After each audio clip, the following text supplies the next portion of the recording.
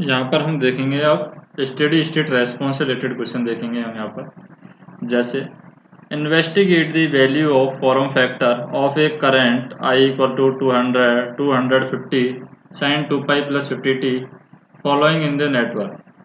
तो इसके लिए हमें फॉर्म फैक्टर की वैल्यू निकालनी है। तो फॉर्म फैक्टर की वैल्यू निकालने के लिए हमें सबसे पहले यहाँ पर किसकी वैल्यू निकालनी होगी, IRMS की वैल्यू निकालनी होगी। IRMS की वैल्यू कैसे निकालेंगे यहाँ पर, तो IRMS की वैल्यू निकालते हैं सबसे पहले।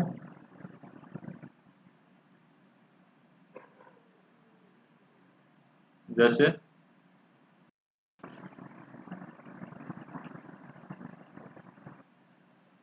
तो यहाँ पर हम देखें जैसे कि फॉर्म फैक्टर हमें निकालना है यहाँ पर। तो फॉर्म फैक्टर IRMS की जो वैल्यू होगी वो कैसे दी जाएगी, IRMS की वैल्यू IRMS इक्वल टू हो जाएगा यहाँ पर 250 डिवाइड बाई √2। और अगर हम आई एवरेज की वैल्यू देखें तो एवरेज वैल्यू हो जाएगी I average equal to 2 into 250 divide by pi. ये हमारी आई एवरेज की वैल्यू हो जाएगी।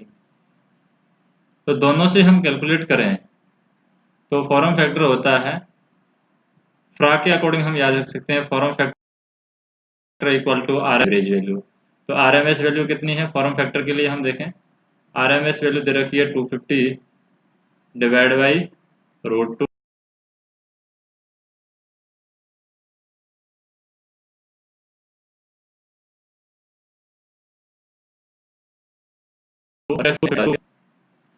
और पाई डिवाइड बाई 2√2 आ जाएगा यहाँ पर। तो पाई डिवाइड बाई 2√2 से वैल्यू आ जाएगी यहाँ पर, क्या आ जाएगी, पाई डिवाइड बाई 2√211। तो ये हमारा आंसर। नेक्स्ट हम देखें जैसे ये दिया हुआ है 64 नंबर क्वेश्चन।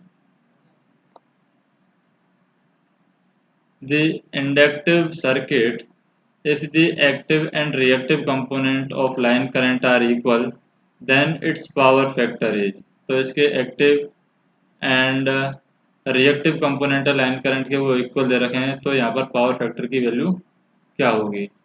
तो इसमें पावर फैक्टर की वैल्यू हम निकाल लें। तो पावर फैक्टर की वैल्यू कैसे निकालेंगे, जैसे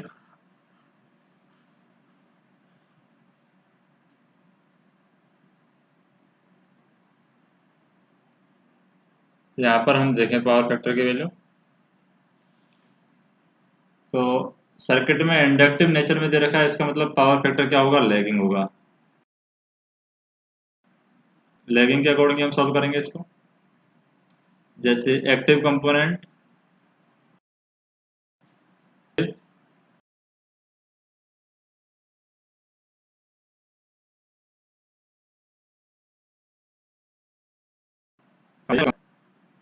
एक्टिव कंपोनेंट का स्क्वायर प्लस रिएक्टिव कंपोनेंट का स्क्वायर। तो इससे ये वैल्यू जो आएगी हमारी वो आ जाएगी, पावर फैक्टर जो हो जाएगा यहाँ पर, power factor equal to 0.707 lagging हो जाएगा। तो हमारा क्या आंसर आ जाएगा, ये 0.707 लैगिंग। नेक्स्ट हम देखें, if the source voltage is sinusoidal, तो यहाँ पर पावर फैक्टर हो गया 0.707। If the source voltage is sinusoidal then input voltage is, अगर सोर्स वोल्टेज साइनसोइडल दे रखा है तो इनपुट वोल्टेज की वैल्यू क्या होगी। तो इनपुट वोल्टेज की वैल्यू हम निकाल सकते हैं यहाँ पर, यानी सोर्स वोल्टेज की वैल्यू कैसे निकाल लेंगे, √VR² plus VL minus VC का होल स्क्वायर।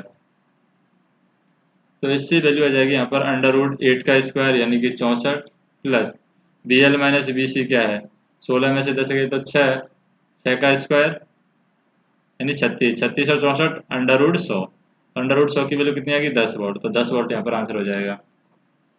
नेक्स्ट देखें, यहाँ पर दे रखा है in the circuit voltage across A and B। A और वी के अक्रॉस वोल्टेज की वैल्यू क्या होगी जब स्विच को यहाँ पर क्लोज कर दिया जाए। तो जैसे ही स्विच को क्लोज करेंगे तो वोल्टेज की वैल्यू है यहाँ पर ये क्या हो जाएगी, स्विच को क्लोज करते ही वोल्टेज की वैल्यू 50 वोल्ट हो जाएगी, क्योंकि 100 वोल्ट यहाँ पर आ जाएगा, ये 100 वोल्ट है इधर से आ जाएगा, और इधर का 50 वोल्ट है ये रह जाएगा, क्योंकि इसको क्लोज करते ही ये इनका कोई मतलब नहीं रहेगा दोनों का, और ये 50 वोल्ट इधर से आ जाएगा। तो 100 में से 50 गई तो 50 वोल्ट हमारा आंसर आ जाएगा। या हम इसको ऐसे भी कर सकते हैं कि ए वी की अक्रॉस जो वोल्टेज की वैल्यू है यहाँ पर वोल्टेज अप्लाई करके भी सॉल्व कर सकते हैं, यानी कि वी माइनस के 100 डिवाइड बाई 2 प्लस वी बाई 10 और प्लस के ये 50 वोल्ट इधर से आ गया, यानी कि इसको शॉर्ट करते ही ये वाला वोल्टेज है डायरेक्ट ही यहाँ पर आ जाएगा इस पॉइंट पर 50 वोल्ट। तो हमें इसमें कुछ करने की यहाँ पर ज़रूरत ही नहीं है, यानी कैलकुलेशन करने की हमें यहाँ पर ज़रूरत नहीं है। नेक्स्ट देखें, जैसे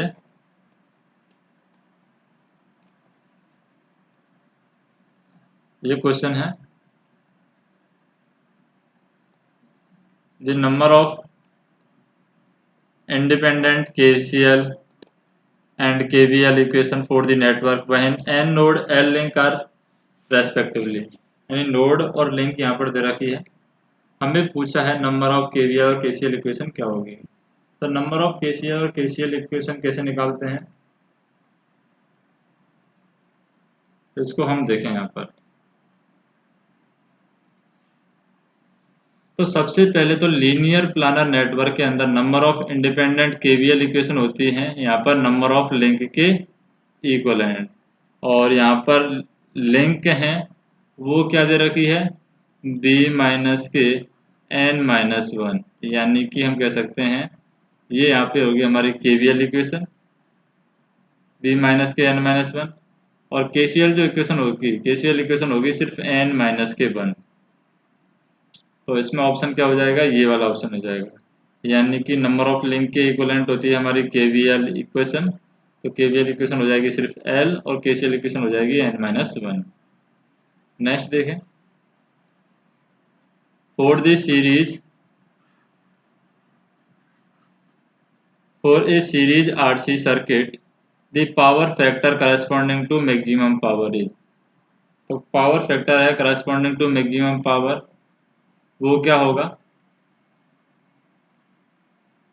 तो यहाँ पर सीरीज RC सर्किट दे रखा है, पहली बात तो ये है।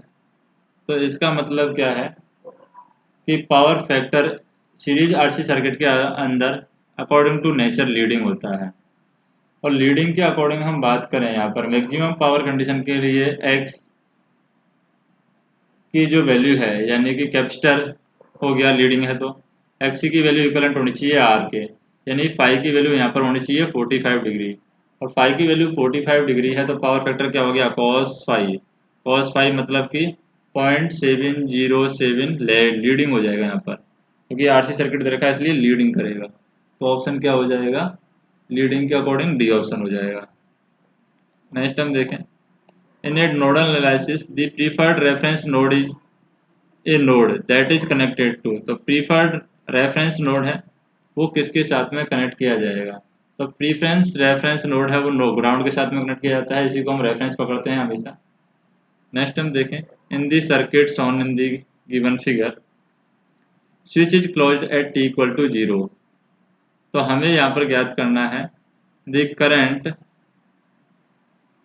Through the capacitor will decrease exponentially with the time. तो t इक्वल टू 0 पर इसको क्लोज कर दिया यहाँ पर। तो हमें ये ज्ञात करना है कि current through the capacitor will decrease exponentially with the time. तो कितने टाइम में यहाँ पर ये डिक्रीज हो जाएगी इसको भी हम कैलकुलेट कर सकते हैं, यानी टाइम कांस्टेंट हम कैलकुलेट यहाँ पर कर सकते हैं। तो टाइम कांस्टेंट कैसे कैलकुलेट किया जाएगा इसकी हम बात कर रहे हैं। तो सबसे पहले तो यहाँ पर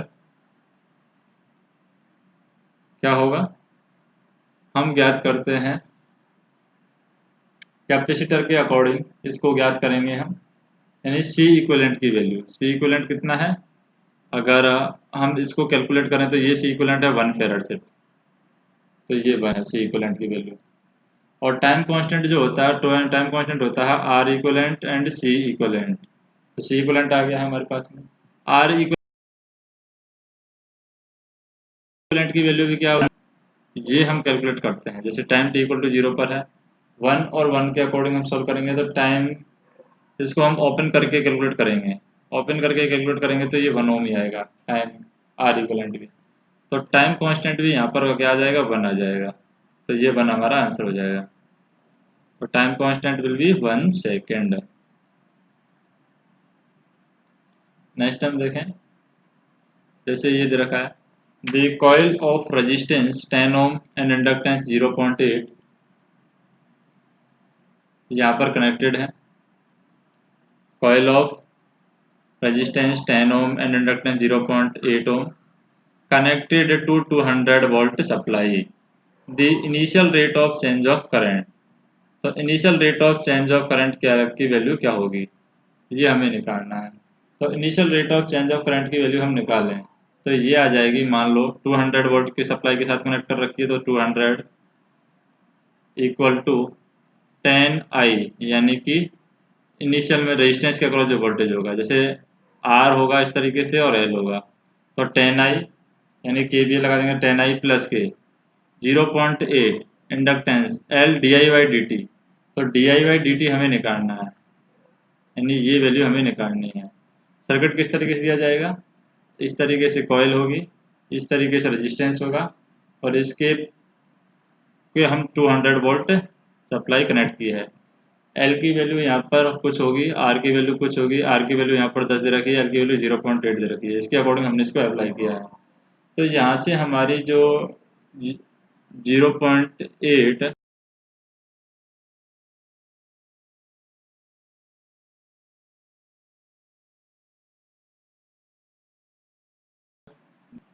यहाँ पर t इक्वल टू 0 पर हम देखें, t इक्वल टू 0 पर ये वैल्यू है, ये हो जाएगी यहाँ पर 0.8 D I by D.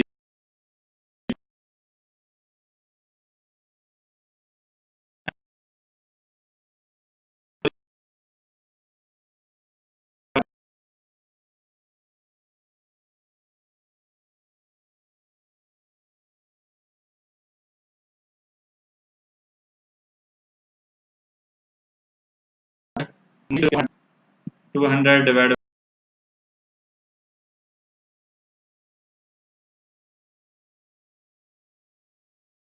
By 0.8 answer हो जाएगा 250 एम्पियर पर सेकेंड।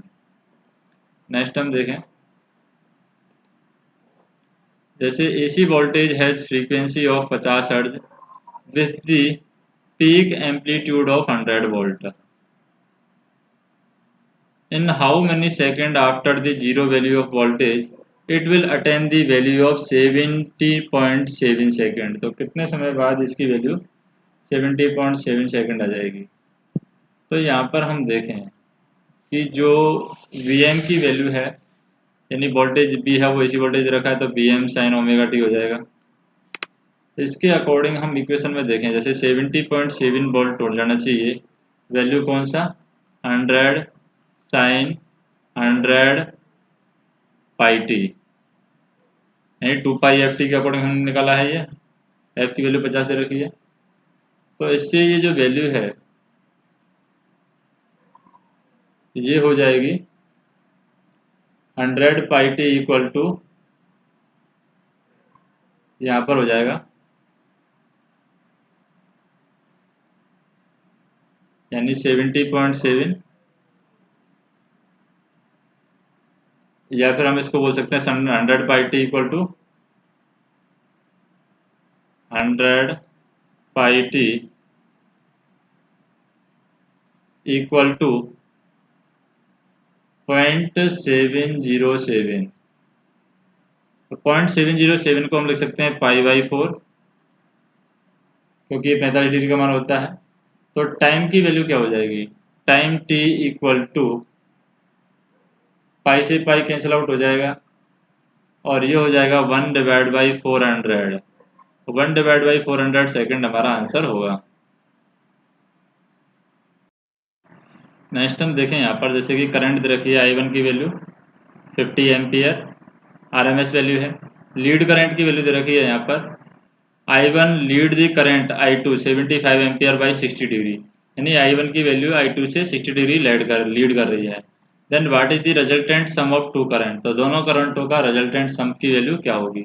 तो रिजल्टेंट सम हम कैलकुलेट करते हैं यहाँ पर, जैसे क्या होगा, लीड देकर रखी है, इसका मतलब हम कह सकते हैं कि दोनों का योग जोड़े हम, तो ये हो जाएगा 50 एंगल, पहली लीड कर रही है दूसरी से 60 डिग्री, तो दूसरी की में -60 डिग्री हम लिख सकते हैं। तो ये वैल्यू हो जाएगी 50 angle 0 degree plus 75 angle -60 degree, angle minus के 60 डिग्री, ये आंसर आ जाएगा। तो दोनों को जोड़ेंगे तो 50 और यहाँ पर आ जाएगा 0 डिग्री के लिए 1/2,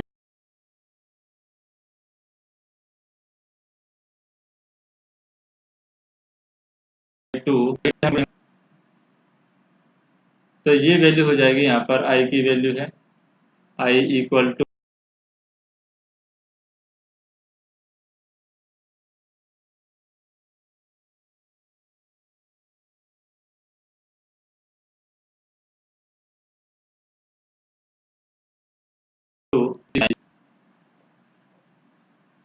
in the given value circuit to find the node voltage,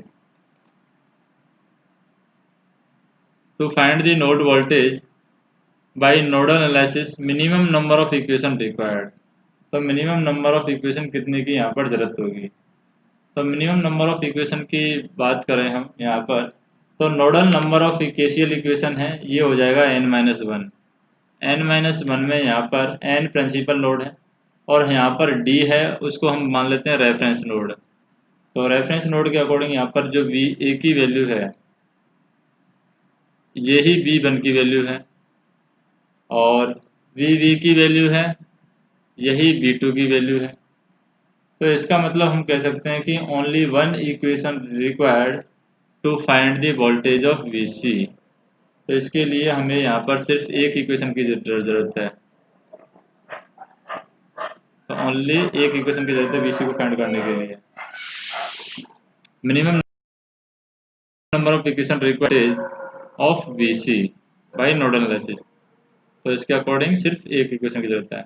next हम देखें, for following connection which statement is true, तो इस तरीके का कनेक्शन दिया हुआ है 40 वाट 60 वाट, ये 100 वोल्ट के लिए, 200 वोल्ट के लिए। तो 20 का डिवाइड बाई पी से हम करें तो 100 divide by 40, 100 into 100 divide by 40, इससे जो रेजिस्टेंस आएगा वो B1 के लिए आएगा R4 B1, और 200 इंटू 200 डिवाइड बाई 60 ये आएगा बल्ब B2 के लिए R2, और जो रेजिस्टेंस ज़्यादा होगा वही ज़्यादा ब्राइट जलेगा। तो यहाँ पर हम देखें 0 से 0 कट गया, यानी कि 4000 डिवाइड बाई 6। यहाँ पर हम देखें 0 से 0 कट गया 1000 डिवाइड बाई 4, तो 4 दूनी 8, 250 आ जाएगा यहाँ पर। और यहाँ पर हम देखें 4000 में वैल्यू का भाग देंगे तो 6 36 4 बचेगा, फिर 36 4 बचेगा, 6 पॉइंट कुछ आएगा। तो रेजिस्टेंस की वैल्यू पहले बल्ब में कम है, दूसरे में ज़्यादा है, तो इसका मतलब कह सकते हैं कि दूसरा ज़्यादा ब्राइट जलेगा। इसका मतलब हम कह सकें कि जो वैल्यू है बल्ब B2 ग्लो मोर ब्राइटली, क्योंकि इसका रेजिस्टेंस यहाँ पर ज़्यादा कैलकुलेट होकर आया है। नेक्स्ट हम देखें,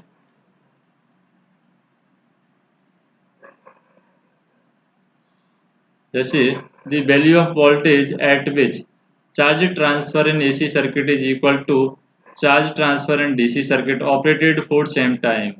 तो उस वैल्यू ऑफ एवरेज वैल्यू को क्या करेंगे, हम एवरेज वैल्यू कहेंगे।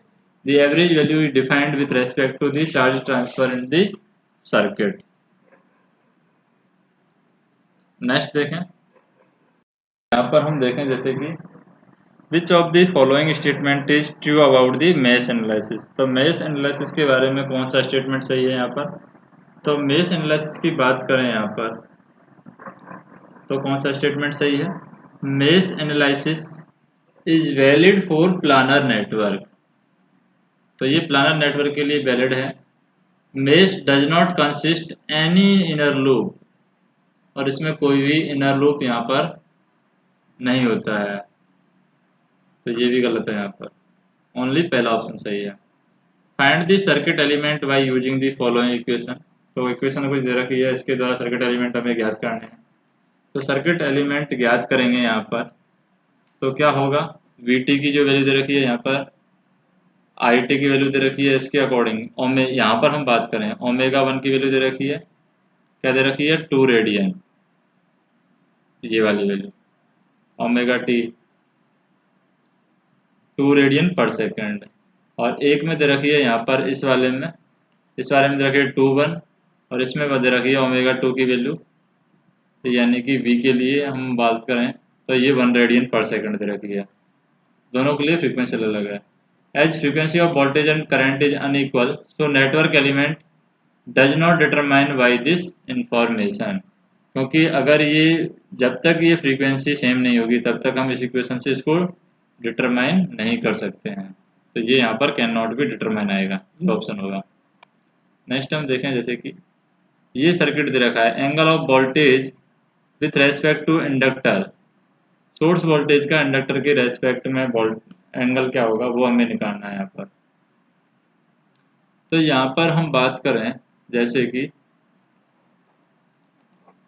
इसको इस तरीके से सॉल्व करते हैं,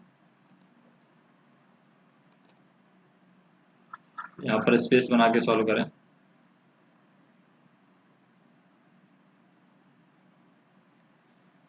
तो सबसे पहले हम एंगल देखते हैं, जैसे ये सोर्स वोल्टेज है, यहाँ तक है सोर्स वोल्टेज, और इसके ऊपर इंडक्टर वोल्टेज है, तो ये VL है इंडक्टर वोल्टेज, दोनों सेम फेज में है, लेकिन सोर्स वोल्टेज है, तो उसको अगर हम सॉल्व करना है तो सोर्स वोल्टेज दे रखा है 60 डिग्री, इस तरीके से लैग करेगा 30 डिग्री, ये हमारा सोर्स वोल्टेज है, लोड वोल्टेज, और यहाँ पर ये 60 डिग्री है, ये 90 होगा, 90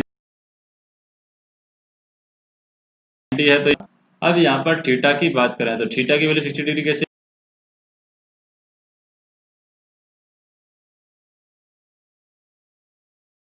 यहाँ पर से हमारी वैल्यू क्या आ जाएगी, थीटा इक्वल टू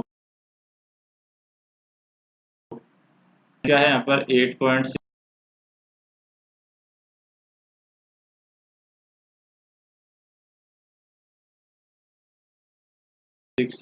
की VS with respect to VL lagging 60 degree, तो लैगिंग 60 डिग्री इसका मतलब हम कह सकते हैं कि यहाँ पर VL से सोर्स वोल्टेज विथ रेस्पेक्ट है -30 डिग्री लैग कर रहा है, तो ये यहाँ पर आंसर आ जाएगा, तो ये 60 डिग्री है तो ये 30 डिग्री आएगा। नेक्स्ट हम देखें, what will be the current through the 4 ohm resistor if the source of 4 volt with internal resistance of 2 ohm is connected across at x and y terminal। तो यहाँ पर इसको हम सॉल्व करेंगे, तो क्या होगा, x और y की टर्मिनल में यहाँ पर 4 वोल्ट मान लो हम कनेक्ट कर देते हैं इस तरीके से इंटरनल रेजिस्टेंस, तो हमें ज्ञात करना है current through the 4 ohm resistance, यहाँ पर करंट की वैल्यू ज्ञात करनी है। तो सबसे पहले हम यहाँ पर हम करंट की वैल्यू ज्ञात करेंगे, तो इसका सॉल्यूशन कैसे किया जाएगा, इस पॉइंट पर हम वोल्टेज कैलकुलेट करने की कोशिश करते हैं, तो इस पॉइंट पर वोल्टेज कैलकुलेट करेंगे तो क्या हो जाएगा, V-4 डिवाइड बाई 4, यहाँ पर हम देखें क्योंकि इसको भी वोल्टेज सोर्स में कन्वर्ट कर देंगे, इसको वोल्टेज सोर्स में अगर हम कन्वर्ट करें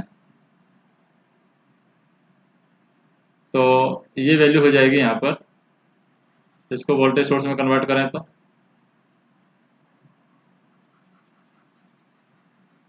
इनको हटा के वोल्टेज सोर्स में कन्वर्ट करते हैं,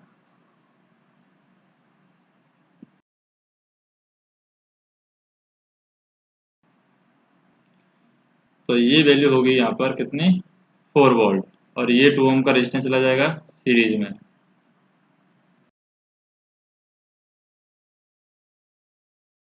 फोर वोल्ट इस 4 क्योंकि 2 और 2 4 है। फिर प्लस बी माइनस के 4 डिवाइड बाई 2 और फिर plus v divide by 4 equal to 0। इससे हमारी v की वैल्यू आ गई है 3 वोल्ट। अगर v की वैल्यू 3 वोल्ट आ गई है तो करंट की वैल्यू हम निकाल सकते हैं, current equal to v divide by R यानी 3 डिवाइड बाई 4। तो ये वैल्यू आ गई है 0.75। तो ये हमारा आंसर हो जाएगा 0.75। नेक्स्ट हम देखें,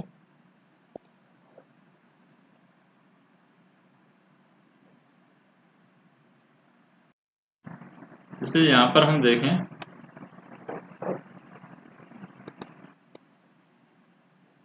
determine the voltage across point A and V for given electrical circuit.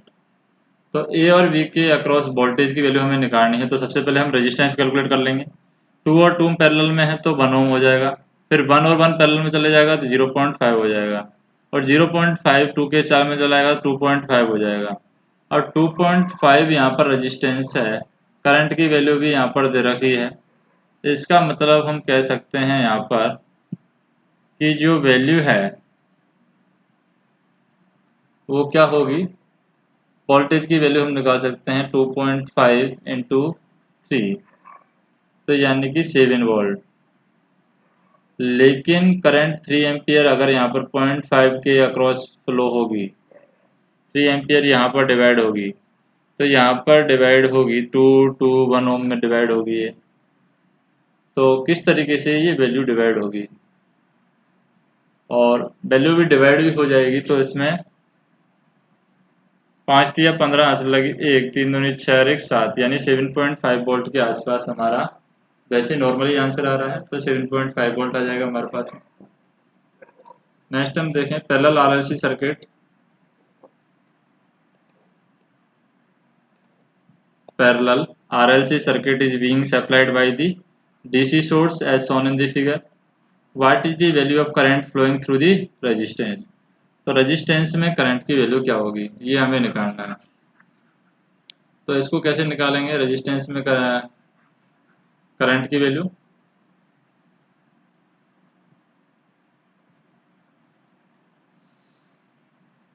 तो ये निकालने के लिए हमें यहाँ पर सर्किट अगर सैचुरेशन में चला जाएगा तो एल है यहाँ पर शॉर्ट सर्किट हो जाएगा। जैसे यहाँ पर एल है, आर नहीं है तो ये तो शॉर्ट सर्किट हो जाएगा, सैचुरेशन में चला जाएगा डीसी लगाते ही। और सी है ये ओपन हो जाएगा, तो ओपन हो जाएगा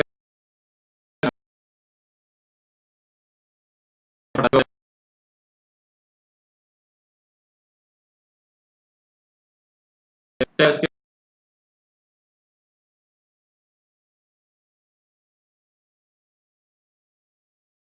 हो जाएगा यहाँ पर 2 एम्पियर आंसर आ जाएगा।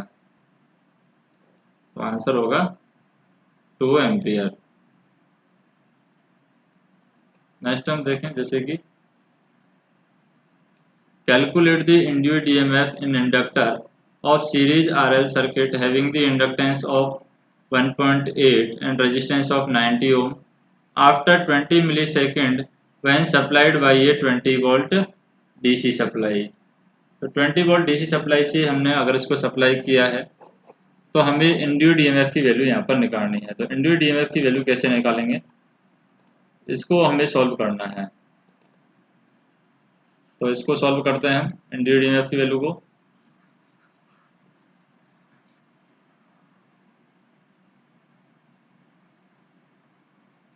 जैसे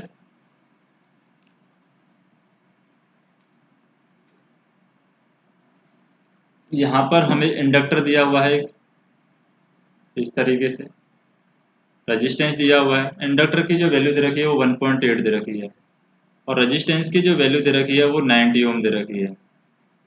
और यहाँ पर एक डीसी वोल्टेज सोर्स से कनेक्टेड है, 20 वोल्ट का डीसी वोल्टेज सोर्स है, इसके साथ में ये कनेक्टेड है। कितने का है, 20 वोल्ट का है ये, इसके साथ में कनेक्टेड है। अब हमें यहाँ पर क्या निकालना है, induced EMF in the circuit हमें निकालना है। तो इंडक्टर के अक्रॉस इनिशियल कंडीशन में जो वोल्टेज होगा वो होगा 20 वोल्ट। लेकिन अगर फाइनल कंडीशन में इंडक्टर के अक्रॉस वोल्टेज की बात करें हम, तो ये होगा 0 वोल्ट। अगर फाइनल कंडीशन में बात करें इंडक्टर के, क्योंकि फाइनल इंडक्टर शॉर्ट सर्किट हो जाएगा, शॉर्ट सर्किट होते ही वोल्टेज 0 हो जाएगा।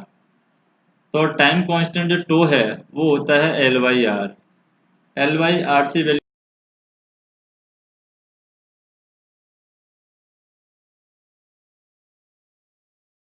आ गई पर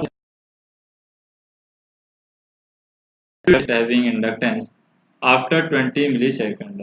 तो आफ्टर 20 मिली सेकेंड के अकॉर्डिंग अगर इसको सॉल्व करें तो हमारी वैल्यू किस तरीके से आएगी, वी एल टी यानी इंडक्टर के across voltage at the time equal to inductor के across voltage at initial condition minus inductor के across voltage at final condition E की power minus T by tau और प्लस यहाँ पर आ जाएगा, ये आ जाएगा यहाँ पर e की power minus T by tau plus V of infinite. तो इसके अकॉर्डिंग जो वैल्यू है वी एल ऑफ टी, इसकी वैल्यू हो जाएगी इनिशियल कंडीशन तो 20 माइनस के की पावर माइनस के टी बाई टो से टॉल सॉल्व करें तो टी बाई आ जाएगा, टो की वैल्यू कितनी है 20 इंटू 10 की पावर -3, ये आ जाएगी प्लस 0। तो इसके अकॉर्डिंग ये वैल्यू जो आएगी हमारी वो आ जाएगी, टी की वैल्यू अगर हम रख देते हैं 20 इंटू 10 की पावर 3, 20 इंटू 10 की पावर 3 तो ये हो जाएगा 20 इंटू 10 की पावर -3 इक्वल टू 20 की पावर क्या हो जाएगा, 20 की पावर ई की पावर 20 इंटू 10 की पावर 20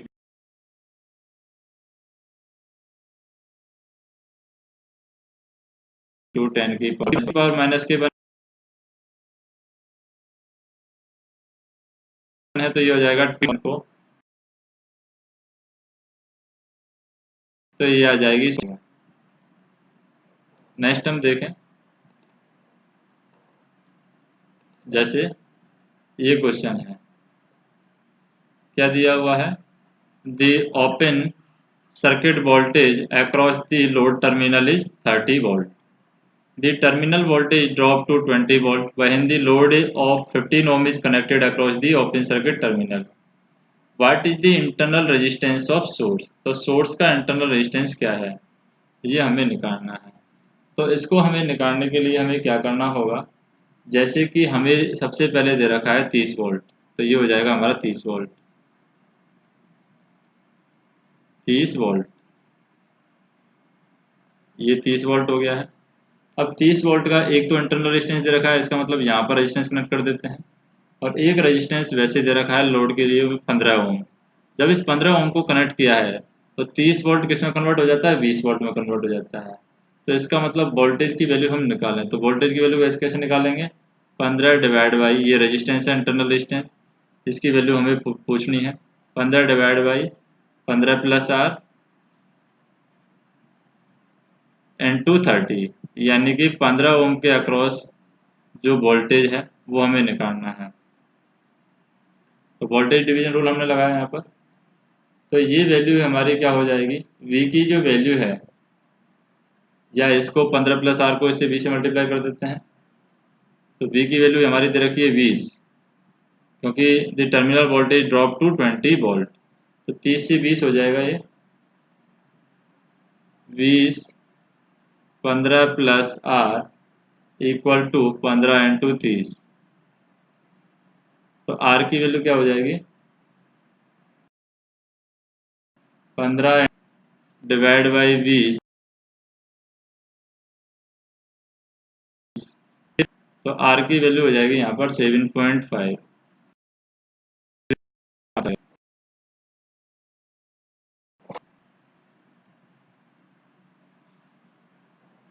क्योंकि टर्मिनल वोल्टेज भी यहाँ पर 20 वोल्ट दे रखा है, उसके अकॉर्डिंग हमने इसको सॉल्व किया है।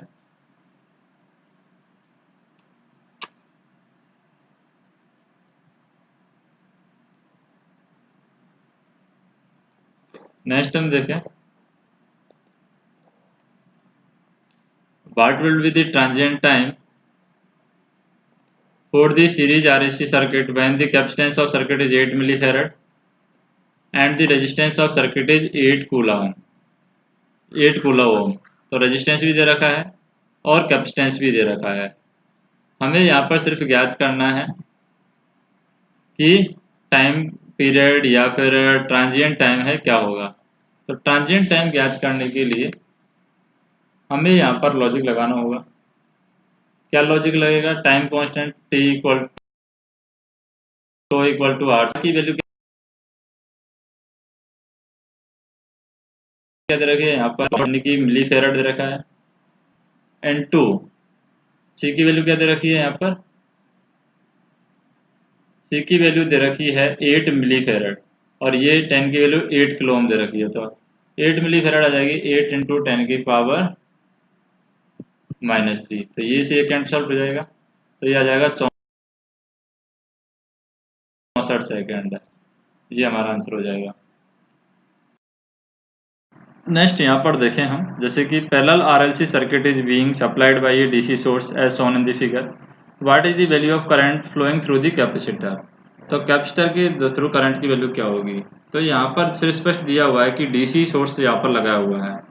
तो डीसी सोर्स जब लगाया हुआ है तो कैपेसिटर क्या हो जाएगा, ओपन हो जाएगा, सेचुरेशन में चला जाएगा और ओपन होते ही ये वैल्यू 0 हो जाएगी। इंडक्टर शॉर्ट सर्किट हो जाएगा, कैपेसिटर ओपन सर्किट हो जाएगा। अगर इंडक्टर के अक्रॉस वोल्टेज की वैल्यू पूछे तो 0 हो जाएगी, कैपेसिटर के अक्रॉस करंट की वैल्यू पूछे तो ये 0 हो जाएगी क्योंकि ये ओपन हो जाएगा। अगर कैपेसिटर के अक्रॉस वोल्टेज की वैल्यू पूछे तो यहाँ पर 10 वोल्ट हो जाएगा। इस तरीके से ये डीसी लगाते ही चला जाएगा यहाँ पर। क्योंकि यहाँ पर हम बात करें capacitor is fully charge then it behave like a open circuit, so the current through the capacitor is 0। Next हम देखें, calculate the time constant taken by the series RL circuit having inductance of 0.6 henry and the resistance of 30 ohm to reach the steady state value. तो time constant यहाँ पर क्या होता है, time constant की value हो जाएगी टू इक्वल टू, तो यहाँ पर 5 टाइम कांस्टेंट है सर्किट के रीच करने के लिए, स्टेडी स्टेट वैल्यू रीच करने के लिए यहाँ पर। तो 5 टाइम कांस्टेंट के अकॉर्डिंग आ जाएगा 5 into L divide by R. तो 5 इंटू एल की वैल्यू 0.6 डिवाइड बाई आर 30, तो ये 6 से कटेगा। तो यहाँ पर वैल्यू क्या हो जाएगी, 6 डिवाइड बाई 60 यानी 1/10 यानी 0.1 आंसर आ जाएगा। तो 5 time constant the circuit reach to the steady state value.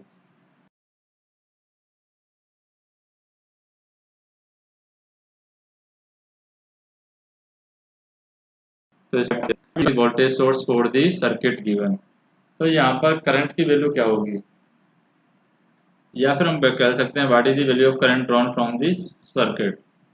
तो करंट की वैल्यू निकालने के लिए हमें यहाँ पर आर इक्विवेलेंट की वैल्यू सॉल्व करनी होगी और आर इक्विवेलेंट की वैल्यू हम सॉल्व करते हैं यहाँ पर। तो सबसे पहले हम देखें यहाँ पर ये वैल्यू क्या है,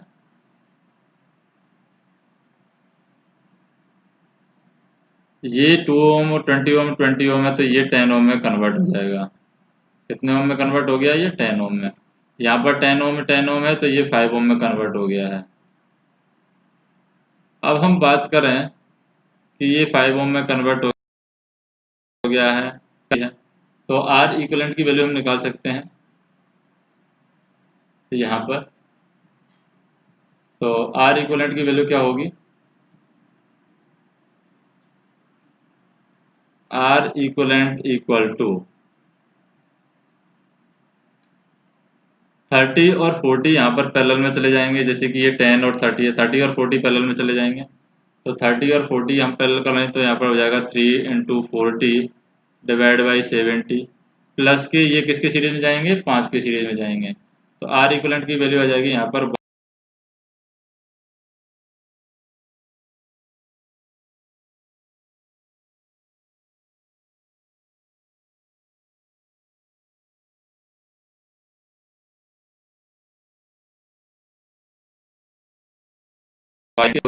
आंसर हो जाएगा। नेक्स्ट हम देखें, जैसे determine the power dissipated by the 6 ohm resistor in the circuit diagram. तो 6 ओम रजिस्टर के द्वारा पावर डिसिपेटेड कितनी होगी, ये हमें निकालनी है। तो कैसे निकालें,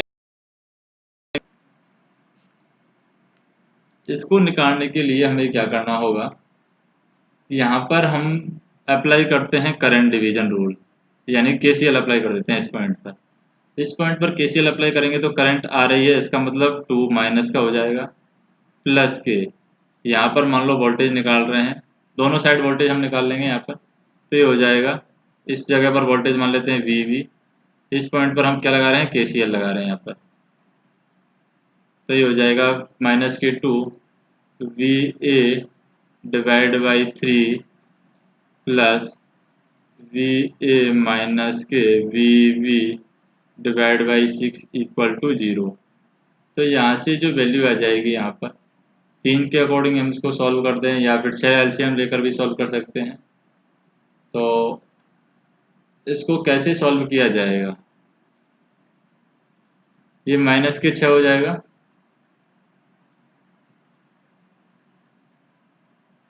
या फिर हम ऐसे कर सकते हैं कि एक बार तो इस पर अप्लाई किया है केसीएल इस पॉइंट पर, एक बार इधर की साइड अप्लाई करके देखते हैं। इधर की साइड इस पॉइंट पर अप्लाई करके देखें तो माइनस के 6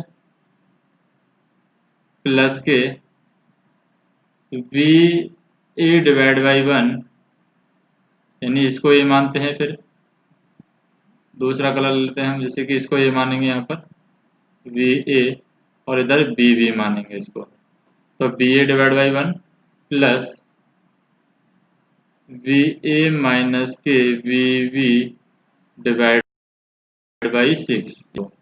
तो इन दोनों से हम देखें यहाँ पर कि बी ए और बी की वैल्यू यहाँ पर सेम आ रही है, दोनों को सॉल्व करते हैं तो वैल्यू सेम आ रही है, इसका मतलब यहाँ पर दोनों पर सेम वोल्टेज है, तो ये शॉर्ट हो जाएगा और यहाँ पर कोई करंट फ्लो नहीं होगी, क्योंकि वोल्टेज डिफरेंस होगा तभी तो करंट फ्लो होगी। यहाँ पर वोल्टेज डिफरेंस है ही नहीं तो करंट फ्लो नहीं होगी। नेक्स्ट हम देखें, जैसे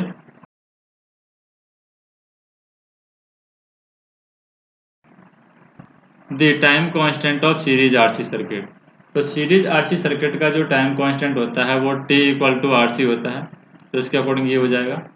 नेक्स्ट हम देखें, determine the transient time of a series RC circuit when the capacitance of 4 millifarad and resistance 6 kilo ohm दे रखा है। तो इसको कैसे कैलकुलेट करेंगे, आरसी से हम, आरसी सर्किट दे रखा है तो टाइम कांस्टेंट हो गया आरसी, आर की वैल्यू होगी 6 इंटू 10 की पावर 3 और सी की वैल्यू होगी 4 इंटू 10 की पावर माइनस 3। तो इससे कट जाएगा, चॉइस आंसर आ जाएगा यहाँ पर। नेक्स्ट हम देखें, the constant voltage of 60 volt is applied at t equal to 0 across the RL circuit shown in the figure. Determine the current in the circuit at t equal to 0 plus. तो t equal to 0 plus पर current की value क्या होगी, तो यहाँ पर हम देखें t इक्वल टू 0 पर जो वैल्यू है, यानी IL की वैल्यू t इक्वल टू 0 पर क्या होती है, 0। तो inductor oppose the sudden change in current, तो करंट में चेंज को अलाउ नहीं करेगा, तो IL 0 प्लस पर भी ये क्या होगी, 0 होगी। तो हम कह सकते हैं यहाँ पर कि इंडक्टर सडन चेंज को अलाउ नहीं करता है, इसलिए करंट की वैल्यू भी यहाँ पर इंडक्टर में कब टी स्विच बंद होने पर भी 0 ही होगी। नेक्स्ट हम देखें, जैसे यहाँ पर दिया हुआ है, determine the instantaneous value of current alternating current which is represented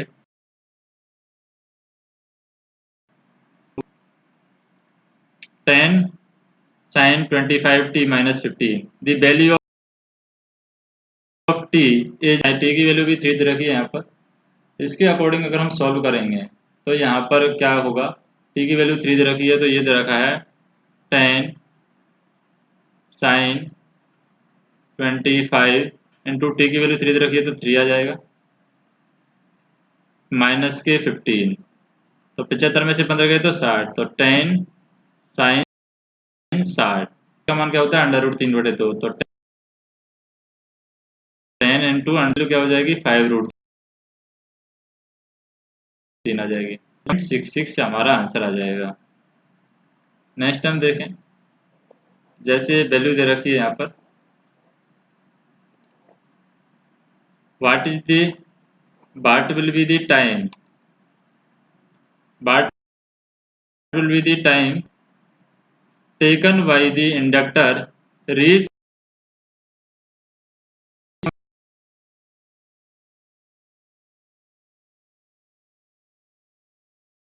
nano।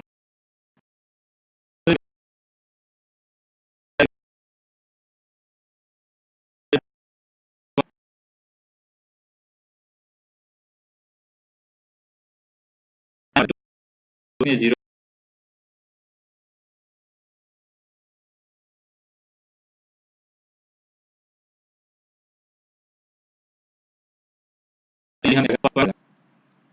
Next हम देखें,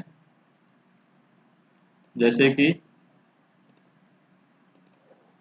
ये वैल्यू है, calculate the time taken by the capacitor, calculate the time taken, calculate the time in second taken by the capacitor of a series RC circuit having the capacitance of 0.01 millifarad and the resistance of 300 ohm to get fully charged। तो fully charge होने में इसको कितना time लगेगा, तो time constant हो गया 5 into R C से हम निकाल लेंगे। 5 इंटू आर की वैल्यू कितनी है यहाँ पर 300.01 मिलीफेराड, यानी 10 की पावर -3 हो जाएगा। तो ये 5 या 15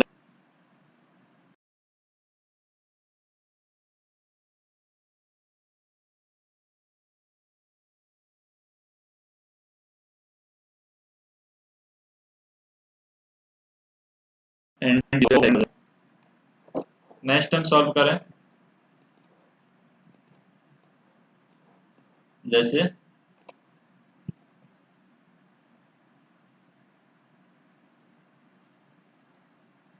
ये वैल्यू है 100 ओम रेजिस्टेंस,